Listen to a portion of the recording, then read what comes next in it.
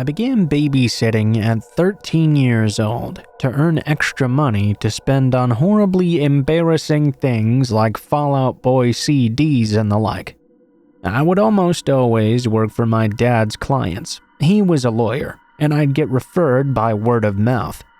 I was babysitting for this one family who had a little girl who was 9 years old and a little boy who was 7.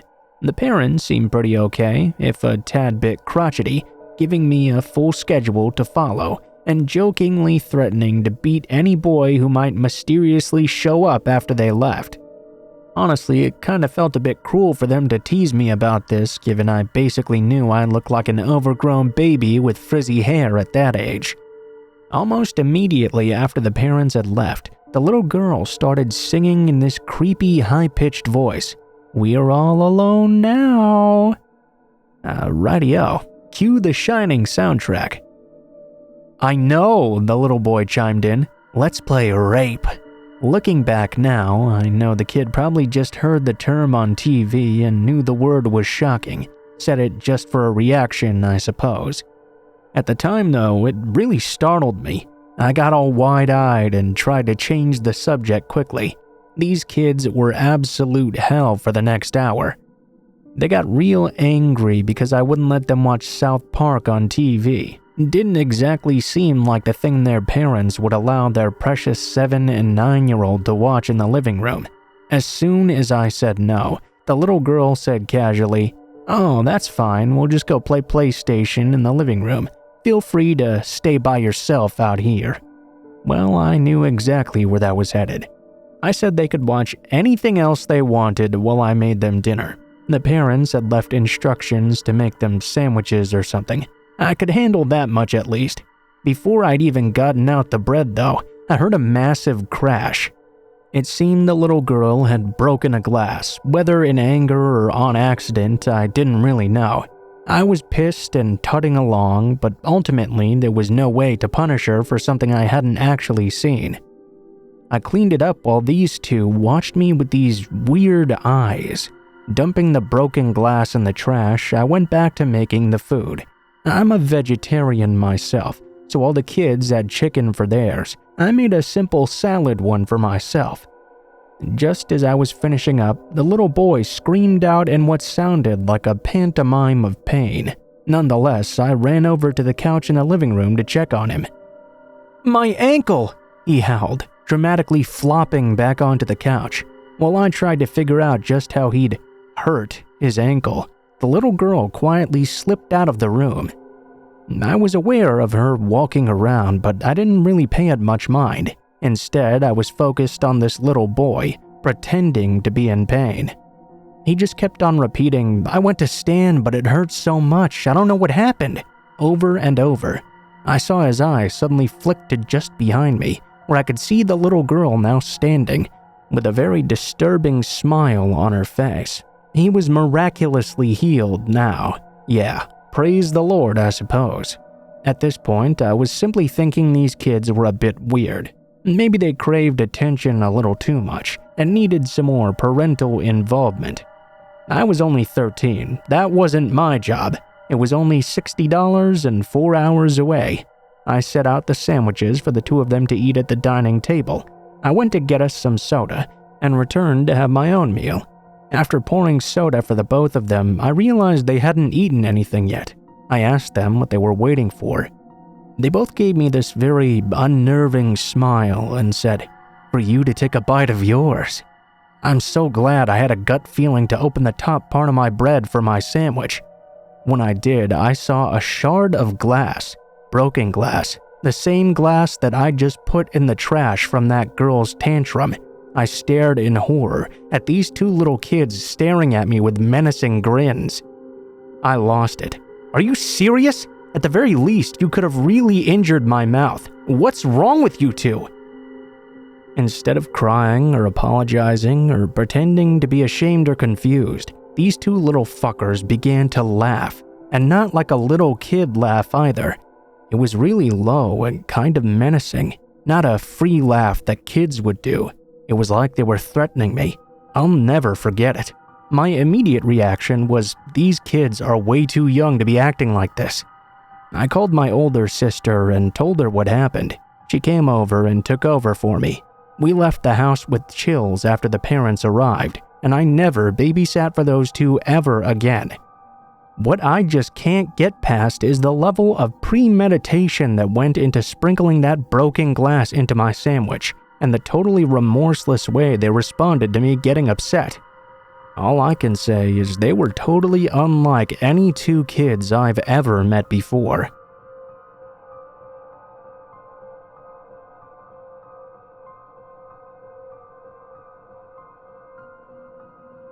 This happened a couple of years ago, while I was backpacking in Australia. I traveled around driving in a van, like many backpackers there did. It saved a lot of money with accommodation. Usually, I'd just sleep in rest areas, gas stations, or really wherever I could find a park. This one particular night, I'd been driving for a fair few hours and started to feel quite sleepy. I decided to stop at the next rest area, which happened to be right in the middle of nowhere. Parking in that location during the daytime could have been a great idea, but at night, it seemed like the ideal horror movie situation. There were no other cars parked there. I know I should have gone along and parked where there were more people around, but I was really drowsy already. There were also no lights whatsoever. I turned off the engine and closed the curtains of my van. It was not long before dawn when I began to hear some heavy knocking on the side of my van. "Hey, open up, it's the police!" Nothing wakes you up faster than that. My heart was racing immediately. I was adjusting to the adrenaline rush in my system when they repeated the heavy knocking, telling once again that it was the police. My first thought was that I'd parked somewhere I shouldn't have. Then again though, it was right in the middle of nowhere, and it was a rest area as well. Even in my groggy state, before opening up, my mind was telling me that something about this situation was not quite right. Instead, I decided to slowly creep over to one of the windows and try to look through the gap in one of the curtains. Outside, I could clearly see the shape or shadow of a man standing beside the van. His car wasn't too far away, but it didn't have any lights or flashing things on it. I could also see this guy was definitely not a cop. Bringing up whatever courage I had left in the moment, I shouted, "Get the fuck away! I have a gun and I'm calling the real cops on the radio." I didn't have a radio or a gun, but that did seem to faze the man. I saw him sprint back to his car, and to add to the creepiness, someone else came out of the bushes nearby and also jumped right in. They left, and only a few minutes after, I turned on my van and drove the opposite direction they'd gone. Safe to say, I never slept in another rest area that didn't have at least a couple of other cars parked around. I don't know what those guys wanted, but with Australia's history of backpacker serial killers, I'm very happy just to be here today.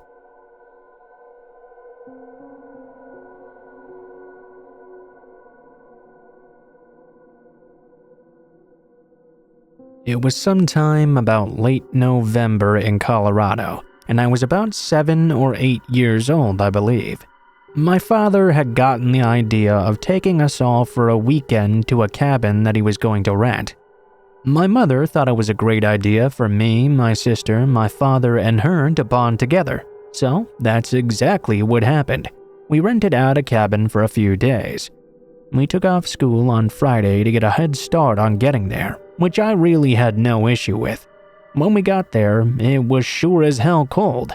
Well, it was almost December, I guess, so it made sense that it was quite chilly. Anyway, we got all set up and decided where we'd all sleep. We ate dinner together, and then we got all set up for bed and were thinking about what we'd do tomorrow.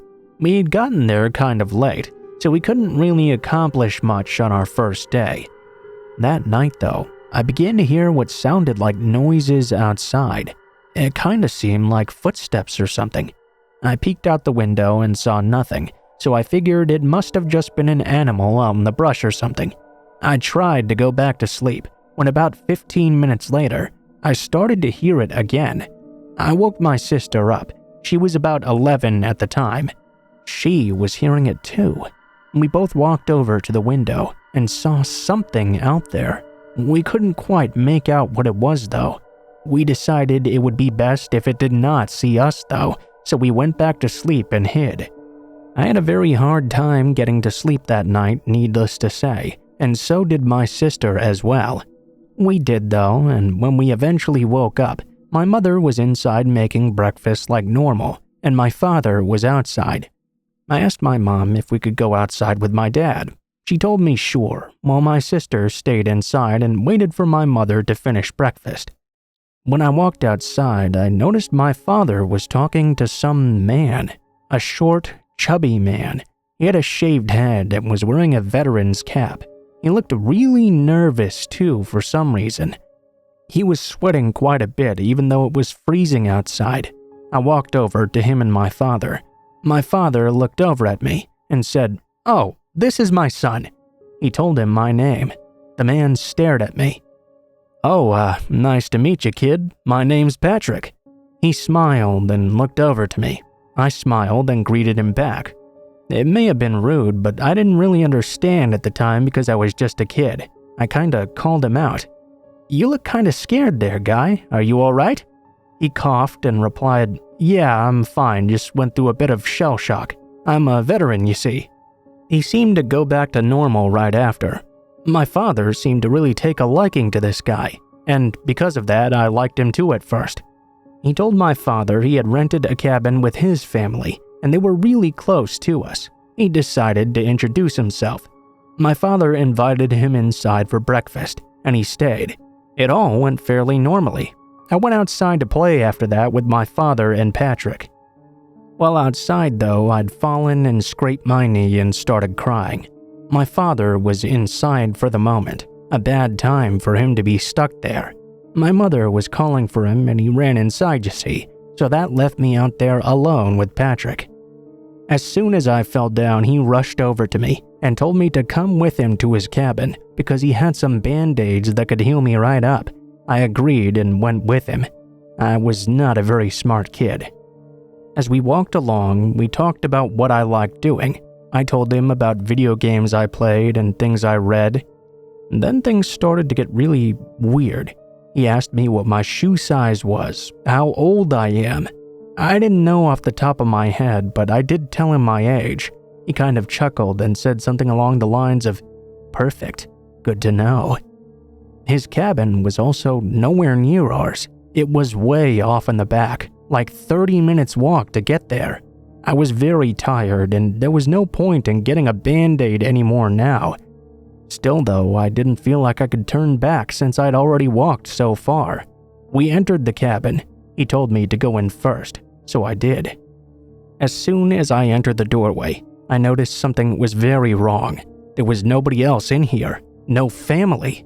I asked him where the rest were, and he didn't answer. He stood behind me and locked the door. Now I started to get really frightened. "Don't worry, I'll be right back with the band-aid, kiddo." He walked off into the kitchen and pulled one out of somewhere, then walked back and told me to have a seat. I sat down and he placed the band-aid on my knee. He held my leg firmly with his other hand and began to rub me up and down. "You're a rather muscular kid. I like that." I got even more scared now. Immediately I shot up. He asked me what was wrong, and I told him that my leg was feeling much better. My parents must be worried sick about me by now. I'd need to hurry back. He insisted that I stay longer and have a meal with him. I really didn't want to, but I was alone. If I ran, I don't think I would have been able to find my way back to the cabin on my own. The door was also locked tight, so I just agreed and decided to eat with him for a moment, get it all over with fast. Then he asked me how much I weighed. I guessed around 73 pounds or so. Immediately a big smile came across his entire face. "Perfect weight." I asked him, perfect weight for what? His smile grew even further. I was really weirded out. I asked him if I could go now. "No, things are just getting started. You shouldn't miss out on the fun." He had such a weird tone when he said it. Suddenly, a big bang came from the bedroom. It was a closed door. Patrick stood up and looked angry. He walked over to the room and shut the door behind him. I could hear him screaming out, "Did I fucking tell you you could move? Stay the fuck where you are. I have company." Then he walked out with a big smile on his face and shut the door as quietly as possible. "Sorry about that business. That was just my wife. She's really sick and not allowed to be near visitors today." Now I was desperate to get away. I looked around the room and noticed there were clothes everywhere. It was really messy. He must have been living out of here for a while. At that moment, his wife peeked out of the room. "Please, I'm hungry," she said. He looked even more pissed now. "Get back in there." His wife went pale. It looked like she had been sobbing all day. She was sniffling and there were red circles around her eyes. She looked over to me in what seemed to be sympathy, then walked back into the room. I asked him where his kids were. He wouldn't answer. He told me he had some kids' clothes he wanted me to try on now. That was the last straw. I knew I had to get out of this situation. I just didn't know how. I kind of burst out crying. Then he hugged me in close to him and whispered in my ear, "It'll be okay, little one. Nothing's going to happen. Just try on these clothes for me." He walked in the back room. I thought this was the perfect opportunity for me to take my chance to leave. I unlocked his door and tried to sneak out as quietly as I could. I didn't care if I got lost anymore. I knew I couldn't take any more chances with Patrick, if that even was his name. I had a thorough feeling he'd been lying, having lied about his kids as well. Who knew what other secrets he was keeping? Now I rushed off into the woods, trying to find my own way back. I was still close to his house, close enough to hear him screaming in rage. I could hear him now yelling at his wife too. Where the fuck did he go? I knew I shouldn't have left him alone. Did you help him leave? I could have sworn I heard him call her a whore and a bitch, and maybe even hitting her. Then it happened. I stopped in my tracks. I heard footsteps. I went to hide behind a tree and looked at that direction. He was outside now and seemed to be searching for me. I was far enough away to where I could just barely see him, but very clearly he was looking for me. He stepped out into the forest and I could hear him shouting, "Hey kid, it's okay. You can come back now. You don't have to try on those clothes. I have toys back in my cabin, so all you have to do is come back." I ran as fast as I could in a straight line, hoping to find anybody from my family. I was running away. I thought I could hear shouting behind me, but I didn't stop to listen. After about a half hour of running, I saw a cabin. My cabin. I ran straight to it. My father was outside searching, looking for me. I ran right up to him and sobbed, telling him Patrick was not a good guy. He was really weird, touching my legs and other things. My father immediately called the person he'd rented the cabin from, who told him that nobody had rented that particular cabin. My father looked at me and told me to never follow another stranger ever again. We left immediately that day and asked for a refund the next day. The guy renting them out apologized. The man having the cabin rentals called the police. The police went back there and checked the cabin. There was nobody there, not even the man's wife. His clothes and all his belongings were still there. At least that's what they told us. Nothing really happened after that.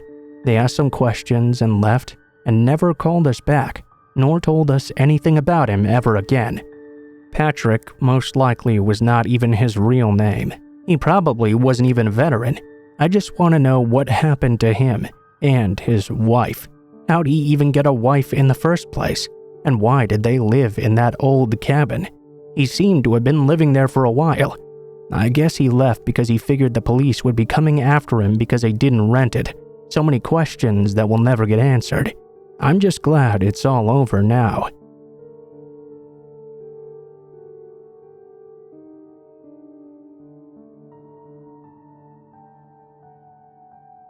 I was 10 years old when this account happened, in the fall of grade 5. My mother, sister, and I were visiting my aunt and uncle and their 2 sons in Kansas while on break from school. My family is from Gyeongju, South Korea, but my father is African American. We grew up with both cultures because of this, and spoke English fluently. It wasn't so hard traveling and interacting with others. My aunt is a devoted Christian and really loved bringing us to church with her and a family friend named Sandra. Now, I'm not against going to church. I don't believe in a set God. I do, however, believe in a higher power, and spent a good portion of my time at the Buddhist temple, where my material grandfather is one of the head monks and a tomb keeper. Despite being more spiritually inclined, I would get up early and put on my Sunday best, then stumble out the door jet-lagged to make it to service on time. The services always started normally. Greet thy neighbors, welcome the guest, singing, and eventually the preacher would come out and read through some scripture. There were times prayers for those in the community would happen, or people coming forward to be saved in the form of baptism. My family normally sat in what my aunt called the best pew in the house. We didn't sit there alone, though. There was a man that sat between our family and another family of 3. This man between our families was a killer in the pews. Now, I know what you must be thinking. How do I know he was a killer? Well, hold on, and I'll tell you what I know. The man that sat on the other side of my mother and next to Mr. Hopper was considered an outstanding member of the community. He was active in the church, and his kids were even nice and used to babysit around the community. All in all, he just seemed like the typical American family man. He was quite odd, though. Something about his mannerisms always threw my family for a loop. This man used to lean over toward my mother to the point his head was almost on her shoulder, then take a deep inhale. My mother would always lean away towards me, almost crushing me, and promptly ask the man, "Can I help you with something?" He'd just smile, laugh a bit, and shake his head, then mutter an apology for making us uncomfortable. You smell familiar. It makes me remember something, triggers a deep memory for me. My mom laughed it off rather uncomfortably and stated it was Sea Island cotton from Bath & Body Works.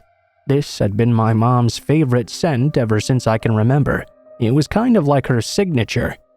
If you ever smelled it, you would just know how fresh and clean the perfume is. Maybe he was drawn in subconsciously, like a moth to a flame or something.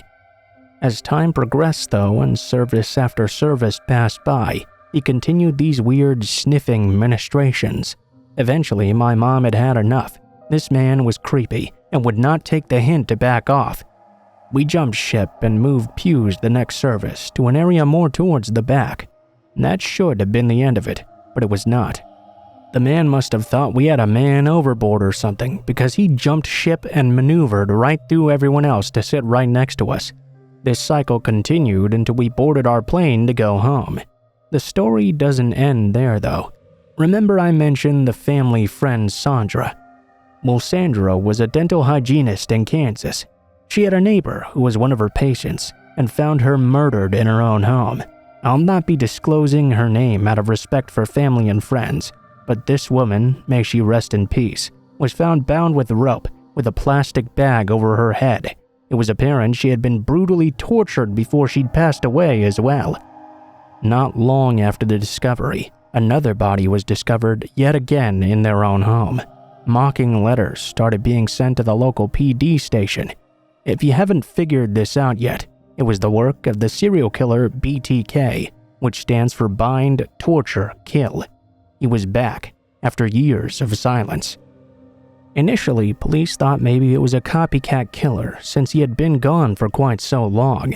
They assumed he must have died or moved away, amongst other possibilities. The killings continued for a bit longer, and from what I can remember, my aunt and uncle were very on edge. Their entire community was. BTK was eventually caught. I can't tell you all the details regarding that since I was back home in Korea, but I can tell you we received a very terrifying phone call not long after. My aunt and Sandra called to inform us it was over. BTK had been caught. Great news, right? We should have been sleeping easy knowing our friends and family were safe, that they were no longer prey. BTK was not just a serial killer, though. He was that man from the pews, the one that sniffed my mother constantly. He was Dennis Rader. The thing that scares me the most? My mom could have been on his list. She could have been a victim, all because we sat in the pews and greeted our neighbor with neighborly love.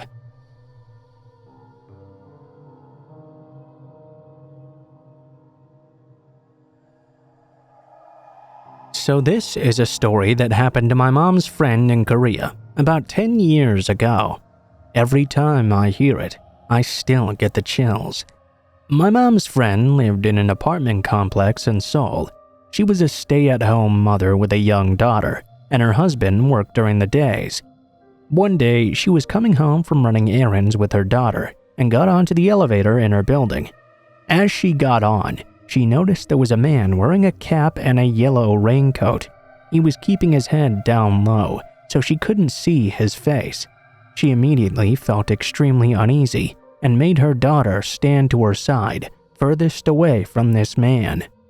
It made her even more uncomfortable when she pressed the button for her floor, only to see there was no other number lit up.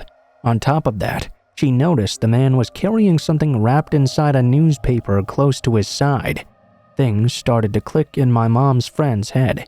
She started to panic and decided to take out her cell phone and pretend she was calling home to her husband, who was obviously not really there. She started to say things like, I'm on the elevator and about to get off. Can you open the door for me?" Making it seem like he was waiting right there. When the elevator did reach her floor, I think she lived on like the 12th floor or something, she got off as quickly as possible, grabbed her daughter, and started to speed walk away to her apartment. She noticed the man had followed her off and had quickly begun to follow her down the hallway as well. When my mom's friend got to her door, she started to bang on it and shout, "I'm home, please open the door now!" She pretended like he was coming to answer the door. Upon saying this, the man in the yellow raincoat started to walk away back toward the elevator, staring at her. When he seemed to be far away enough, my mom's friend quickly picked up her daughter and slid open her door's passcode thing. She started to frantically punch in her key code. The problem was, the buttons would make sounds. Now the man knew that no one was going to answer the door for her. Instantly, he turned around and started to sprint toward her direction. My mom's friend at this point was practically screaming. When she finally got the door open, the first thing she did was throw her daughter inside. When she got in herself, she saw the man was only inches away now. She managed to slam it shut and lock it before he could wedge his hand or weapon into the door. Afterwards, looking through the peephole, she saw the man slowly walking back toward the elevator. Several months later, my mom's friend was watching the news, and there was coverage on the capture of a serial killer named Yoo Young-chul, who used to kill a lot of prostitutes. She told my mom she could never forget the dread she felt when she saw the man's all-too-familiar yellow raincoat and that very same hat he was wearing when he was apprehended.